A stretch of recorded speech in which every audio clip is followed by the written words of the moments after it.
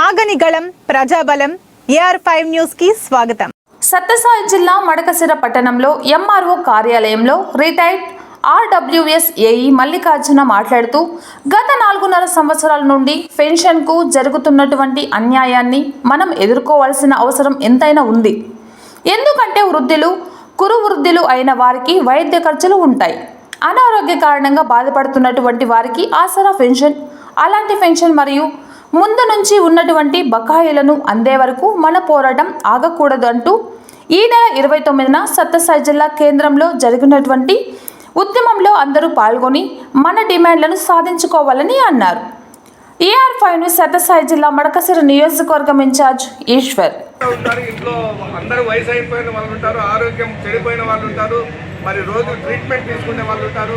ఒక పక్క మెడికల్ అయితేనేమి, ఇంకొక పక్క పిల్లలు పెళ్లిళ్ళు చేయాలన్న ఉద్దేశం అయితేనేమి, ఇంకొక పక్క ఒక ఇల్లు కట్టుకుందామన్న ఉద్దేశం అయితేనేమి, ఈ ఉద్దేశంతో అన్ని ఏదేదో ఒక ప్లాన్ వేసుకుని ఉంటే మరి వాళ్ళ ఆశల్ని అడియాశలు చేస్తూ మరి తుంచేసినటువంటి పరిస్థితి ప్రభుత్వంలో ఏర్పడింది.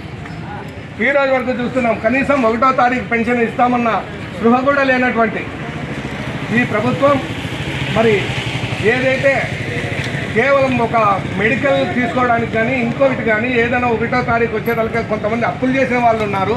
వారు వడ్డీలు కట్టుకుంటూ మరి బతుకుడిస్తున్నటువంటి ఇటువంటి పరిస్థితుల్లో మరి 1వ తారీఖు వచ్చేతలకే ఒక అంగంలో అయితేనేమి, లేకుంటే ఒక అప్పు తీసుకున్న వాళ్ళ దగ్గర అయితేనేమి వాళ్ళందరూ సతాయించేటువంటి పరిస్థితి. కాబట్టి ఇవన్నీ దృష్టిలో పెట్టుకొని 1వ తారీఖున పెన్షన్ ఇవ్వాలనేది ఒక మంచి ఉద్దేశము. మా పెన్షనర్స్ని కాపాడవలసిన ఆశయము మీరు తీసుకోవాల్సిందిగా కోరుకుంటున్నాను.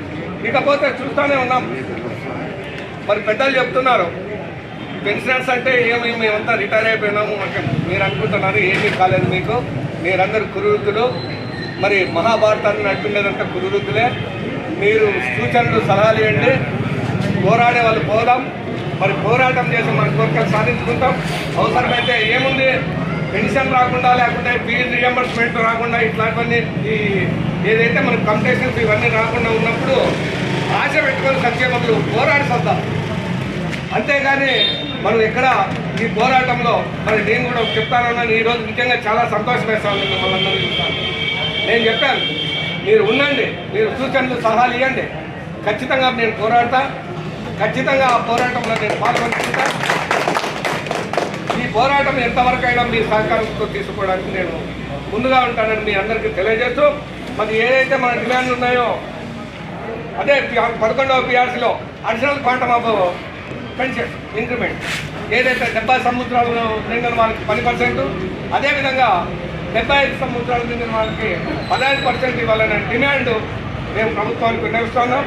అదేవిధంగా మరి 2018 నుండి చెల్లించాల్సిన DA బకాయిలు కూడా మరి ఇప్పటికే మనం ఎన్నో బాధలు తట్టుకొని మనం జీవిస్తున్నటువంటి ఇటువంటి పరిస్థితుల్లో ఒకవేళ ఉద్యోగంలో ఉంటే పోతే పోట్లేప జీతం వస్తుంది, ఇంకోటి వస్తుంది, ఎంతో సత్వం పోదాం అనుకుంది.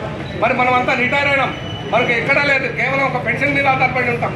మరి ఈ DAలన్నీ పెండింగ్ పెట్టుకుంటే మనం ఎట్లా జీవించేది? కాబట్టి ఈ పెన్షన్ ఈ ఏదైతే DA బకాయిలు ఉన్నాయో ఇమ్మీడియట్గా ప్రభుత్వం చెల్లించాల్సిందిగా డిమాండ్ చేస్తూ,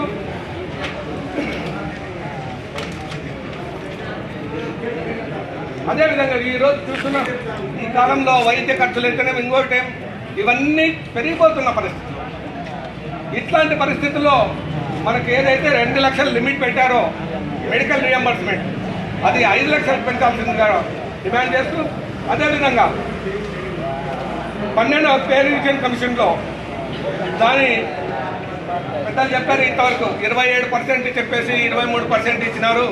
మరి దానికి రావాల్సిన బకాయిలు రాలేదు, దాని జీవాలకు చూస్తే అతిగతి లేదు, ఎక్కడ పోయినా వెళ్తుంది.